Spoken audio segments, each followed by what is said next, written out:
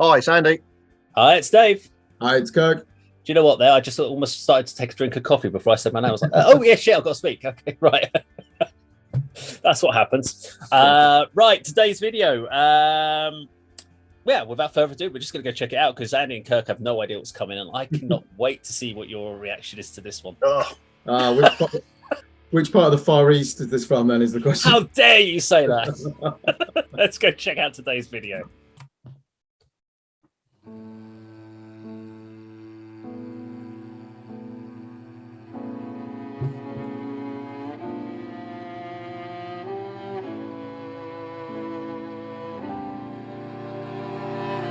Question every second when I'm dreaming, I feel it.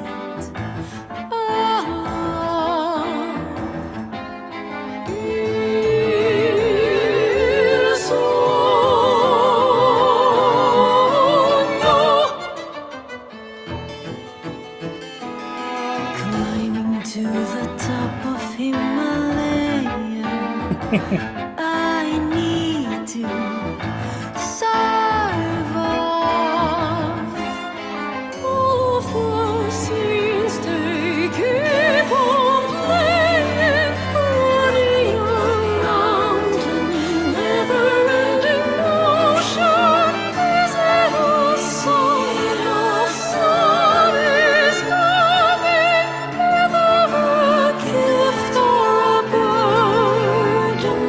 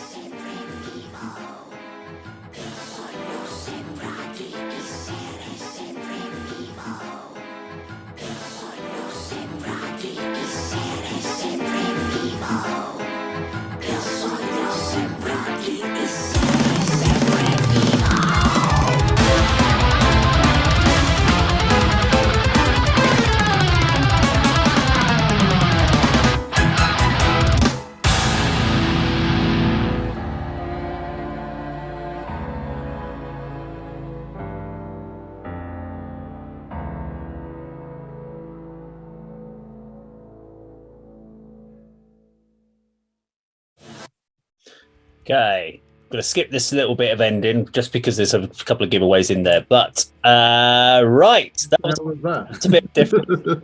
Any guesses on who that is? A really I guess I've got a legion of loyal fans, though, so we better be careful. a really strange symphonic tech death band. That's what they are. Okay, so this is a collaboration video between two separate different artists. So it's not a solid band. One of the bands we have actually reacted to already on the channel. So the metal band is a band called Dead Squad, which did that mirror with the blood down the mirror, and it was one of the first videos we did. So that is the metal band. The female singer is Isyana Sarasvati, who is basically a more of a pop music singer in Indonesia. So they're both Indonesia, and this was a mashup that was that they decided to do together, where it was a pop song and they decided to get metal elements, and they worked on this and created this piece together. So and it was called SOGNO. So is it Dead Squad and this young lady, or is it they got a collaboration name? No, it's just literally Isyana Sarasvati featuring Dead Squad. So Dead Squad came in to work on this particular track with her. Okay. So first impressions then. Go for Kirk for this one.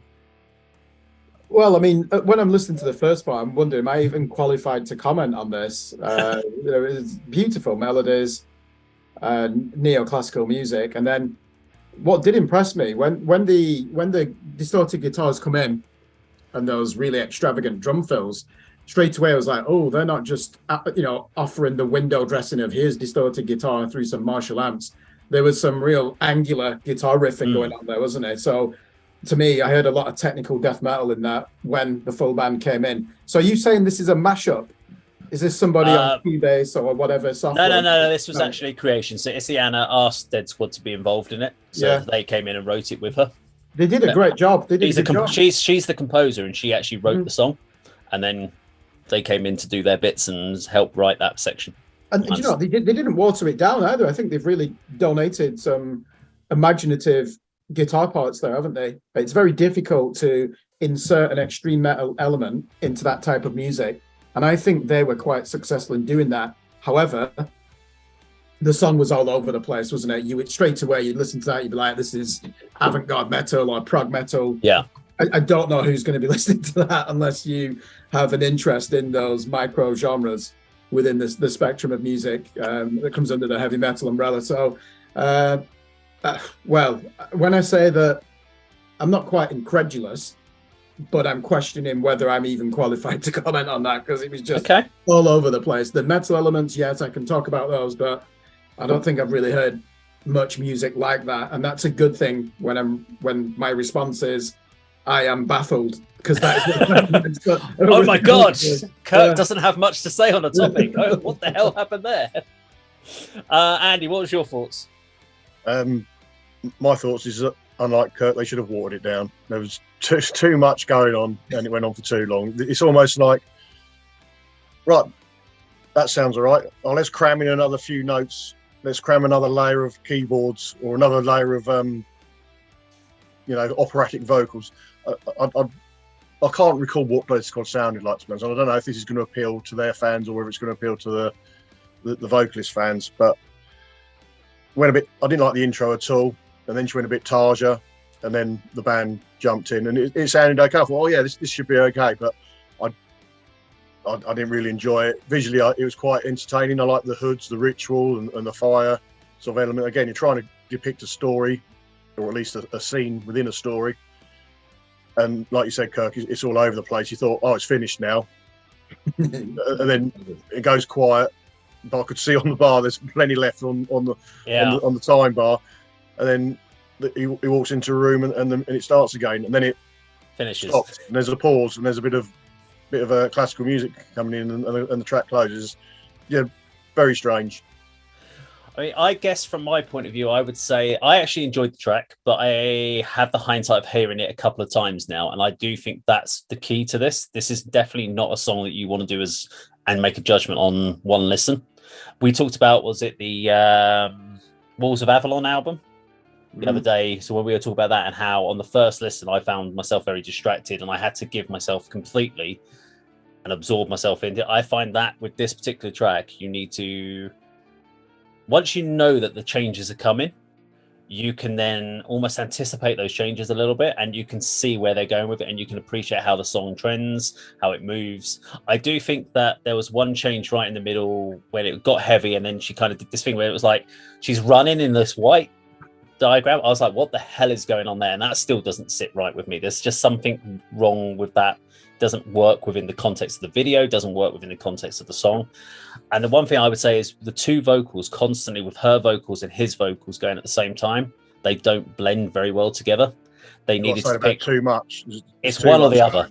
Yeah, absolutely, yeah. I think they should have given him a chance to really come through. And I felt that the guy's vocals were too low in the mix a lot of the time. Even when he was on his own singing, he was getting lost within the guitar sound. He wasn't as prominent, but she was very prominent. So when the two of them were together, I guess they were trying to go this kind of Cradle of Filth vibe at points, especially when you could see them all in black and she was behind the keyboard. There was definitely a kind of Cradle of Filth vibe going on, but it felt a little bit oversaturation and not enough separation of what was happening, so you couldn't just fully enjoy it. And I think if they just maybe sorted that out in the mix, it would have worked a lot better. But as a whole, I like the idea of the storytelling element. I like the idea of it being very theatrical. I actually liked the intro. I didn't really like the intro part of the video with her walking around on sand and doing this dancing ballet kind of theatre dance thing. I didn't quite get what that had to do, a bit apart from just obviously filling up the camera. But the song, the actual singing part, I actually quite liked her voice. It's very interesting for me because I've actually done a video of her doing a pop song, and it's all kind of like country Katy Perry type singing type style thing. So it's a very, very different sort of thing that she does. So I found it quite interesting that she went down this route. But interesting mashup there from Indonesia. I wonder what she thought though when she said to Dead Squad, "Can you contribute to this song?" 'Cause she's composed it. And then she's probably thinking, she doesn't, I assume she's not really au fait with technical death metal, because that's what they've given to her, haven't they? They're like, yeah, here's our contribution to the song. Get your head around it. And she's like, probably thinking, how the fuck do I incorporate this into my composition? Well, there we go. A little bit of Indonesia for us to check out today. Now, if you like this video, please do subscribe, click the bell icon, like and share, and we'll see you on another video sometime very soon. Take care.